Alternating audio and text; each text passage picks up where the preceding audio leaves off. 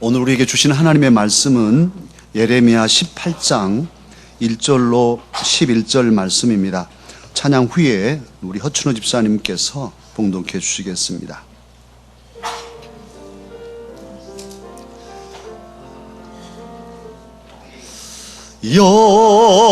열어주소서, 열어주소서, 내 노노 열어주소서, 열어주소서, 열어주소서. 주님 바라볼 수 있도록 열어주소서,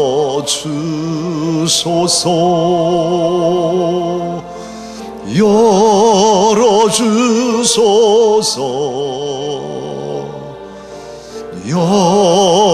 열어주소서. 내 귀로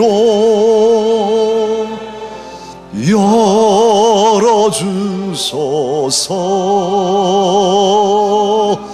열어주소서,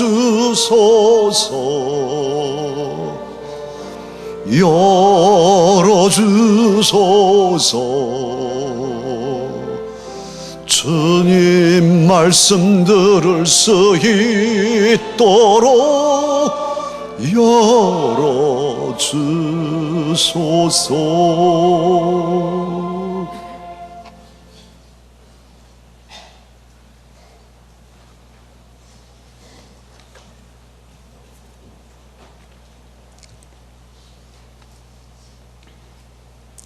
여호와께로부터 예레미야에게 임한 말씀에 이르시되 너는 일어나 토기장의 집으로 내려가라.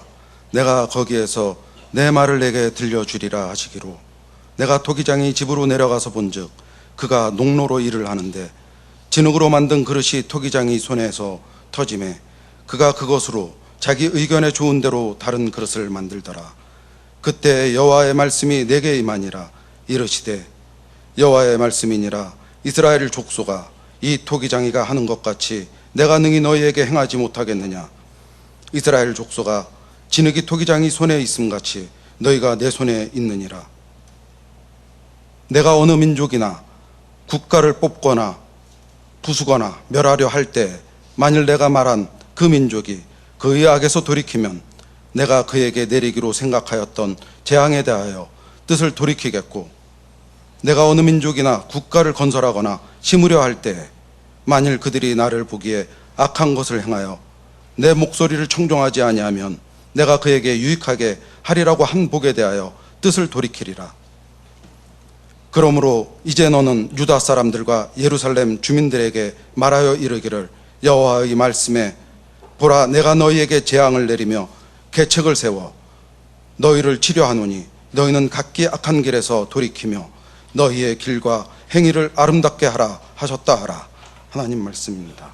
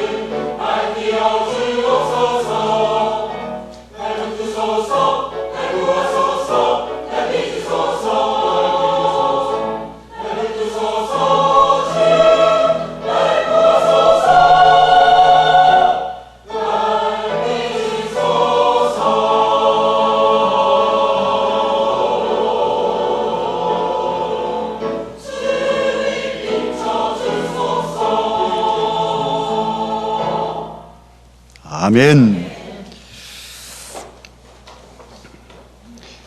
우리나라는 도자기로 유명합니다. 우리의 선조들은 일상생활에 쓰는 그릇을 예술로 승화시킨 참으로 지혜로운 선조들이었습니다. 고려 청자는 당대에 중국에서도 모방하는, 그리고 세계가 즐겨하는 수출품이었다 합니다. 조선의 백자는 사치와 화려함을 배격하고 절제와 지조의 정신적 아름다움을 추구한 격조 높고 품이 있는 그런 도자기입니다. 선비들의 상을 볼 수 있는 도자기죠. 오늘 본문의 말씀 보면 하나님께서는 예레미야를 도자기를 만드는, 토기를 만드는 토기장의 집으로 가게 하셨습니다.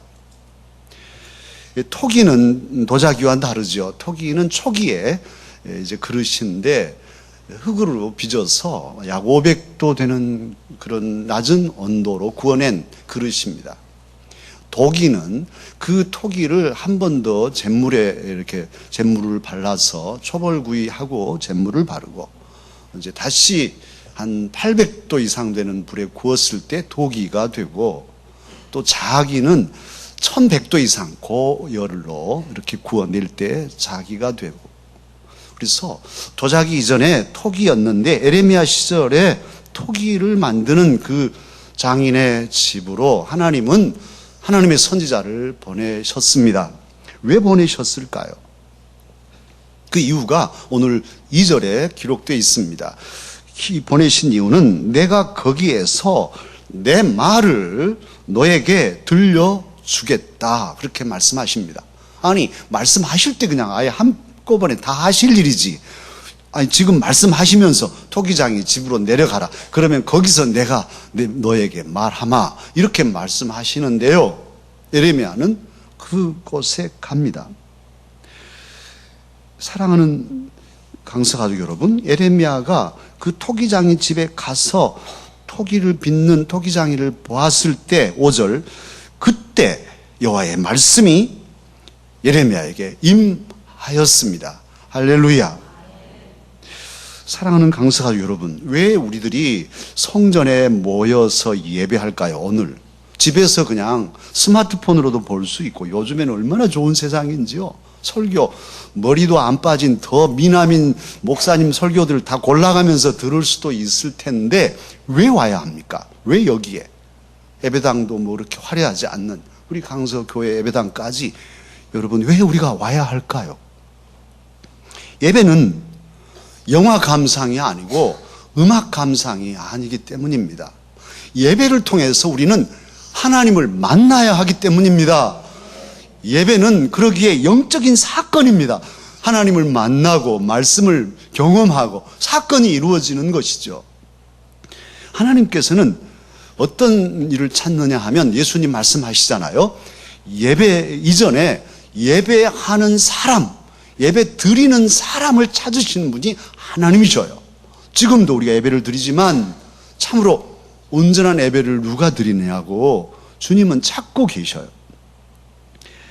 핀란드가 세계가 주목하는 교육 강국이죠. 그들의 교육 정책에 대해서 왈가왈부 말이 있습니다만은 어쨌든 우리와는 달리 줄 세우게 하지 않고 평균화해서 정말 자유롭게 평화롭게 서로 토의하고 이렇게 길러내는 그런 교육의 힘이란 것은 건강한 힘이라고 할 수 있습니다. 그런데 지금 이 디지털 시대여서 우리는 참으로 갓난 아이에게도 일부러 스마트폰을 주고 게임도 하게 하고 디지털 시대니 일찍부터 하라고 그러지만 그쪽에는 디지털 시대이기 때문에 오히려 인성교육에 집중한답니다.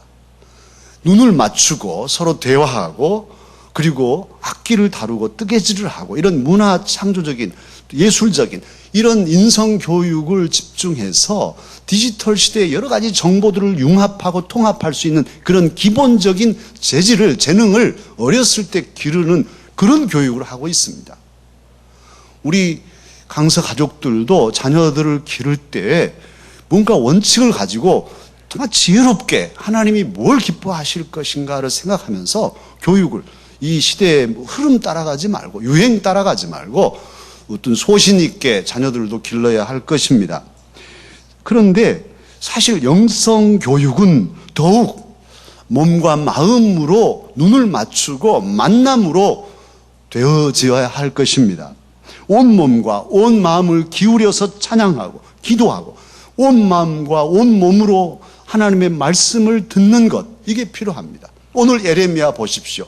그 토기장이 집에 가서 토기장이가 토기를 빚는 것을 보면서 보고 온몸으로 느끼면서 하나님의 말씀을 받았습니다. 그래야 그 말씀이 그에게 사건이 되고 확실한 그런 말씀이 되기 때문에 하나님께서는 그렇게 보내신 것이죠. 오늘 저와 여러분도 그런 점에서 하나님의 임재와 하나님의 말씀을 더욱 확실하게 경험하기 위해서 격을 갖춘 이 전체 공동체 예배 가운데 나와 있는 것이죠. 그런데 지금까지 저와 여러분의 예배 생활이 어떻습니까? 특별히 이번 여름을 지나면서 나의 예배 생활이 펑크난 구석은 없습니까? 정말 예배당에 나와서 예배드리는 나의 그 지난 예배 생활을 오늘 이 시간 점검해 보셔요. 예배는 드렸지만 어쩔 수 없어서 내가 직분자이기 때문에 체면 때문에 드리는 이들은 없었습니까? 또 예배를 드려도 형식적으로 아무 생각 없이 기도하는가 봐, 찬송하네, 지금은 설교 시간인가, 이렇게 그냥 앉았다 가는 예배는 아닌가요? 그리고 또한 온 몸과 온 마음으로 드리는 예배는 없이 그저 세상의 바람 따라서 그냥 빼먹고 예배드리는 몸드리는 일을 소홀히 한 적은 없습니까? 하나님께서는 저와 여러분의 전부를 원하셔요. 우리 주님은 오늘도 성찬이 있습니다만 당신의 전체를 주셨어요. 몸과 피를 다 주시고 생명까지 저와 여러분을 살리시려고 다 내어주신 분이에요. 그분은 저와 여러분에게도 내가 너희를 위해서 전부를 주었으니 너희도 나에게 전부를 달라고 원하고 계셔요. 우리의 몸과 우리의 마음 전체를 주님은 당신의 것 삼고자 하십니다. 그러기에 주님 앞에 예배하고 찬양하고 기도할 때 온 마음으로 온 몸으로 하나님의 말씀을 또 간절히 사모하며 그 말씀을 귀로만 듣는 게 아니라 몸으로 느끼면서 듣는, 또 이런 성찬이나 여러 가지 성도의 교제를 통해서도 주님의 임재를 경험하는, 느끼는, 몸으로 체험하는 이런 예배를 드리기를 주님은 원하고 계십니다. 예배는 하나님의 자녀가 드릴 행복한 사명이에요. 그리고 예배를 드리면 하나님의 자녀도 행복해지죠. 하나님도 기쁘시고 또 우리도 행복해지는 것이 예배 사명입니다. 예배가 무너지면 어떻게 될까요? 예배가 잘 드려지지 않으면 첫째로 말씀이 들리지 않아요. 여러분의 마음속에 하나님의 말씀이 심어지지 않습니다. 말씀이 없으면 영이 죽어요. 내 영이, 육은 건강하다 할지라도 육신의 그 건강 이면에 깊이 있는 내 심령이 죽어서 피폐해집니다. 그러면 왠지 짜증스럽고 또 세상의 유혹에 쉽게 넘어가서 세상 가치관으로 세상 사람들처럼 살게 되니 계속 지치고 나중에는 고온에서 번아웃돼서 그냥 바삭바삭 심령이 연탄재가 되고 마는, 그래서 망가지는 이런 현상들이 일어나게 되는 것이죠.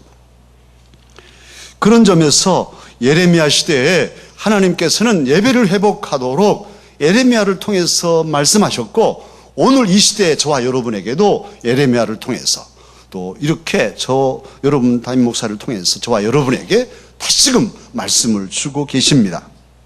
그러면 하나님께서 예레미야로 우리에게 주신 말씀이 무엇입니까? 퍼포먼스를 직접 보게 하시고 그 빚는 농로에서 진흙을 빚어내는 그 토기장이의 행위를 직접 보게 하시고 그때 내리신 말씀이 6절입니다. 첫 번째로 뭘 말씀하시냐면 이스라엘 족속아, 진흙이 토기장이의 손에 있음 같이 너희가 내 손에 있느니라. 표준 세번역으로는 진흙이 토기장의 손 안에 있듯이 너희도 내 손 안에 있느니라. 할렐루야. 주님 손 안에 우리가 있다고 말씀하십니다. 모든 인생이 하나님을 믿지 않아도 하나님 손 안에 있습니다. 하나님 손 밖에 있는 피조물이 어디 있겠어요? 그런데 하나님을 믿지 않고 하나님께 거역하고 하나님께 불순종하고 불의한 일을 행하는 사람들은 하나님의 손 안에 있다는 이 사실이 두려움이겠죠. 꺾으시니까 하나님께서 그들을 심판하실 거니까. 그건 공포고 두려움이겠지만 저와 여러분, 하나님을 믿는 사람, 그리고 또 하나님 말씀을 듣고 그래도 좀 순종하며 살아보려고 애쓰는 저와 여러분에게는 이 말씀이 힘이요, 위로요, 소망입니다. 왜요? 저와 여러분은 전능하신 하나님 손 안에 있기 때문입니다.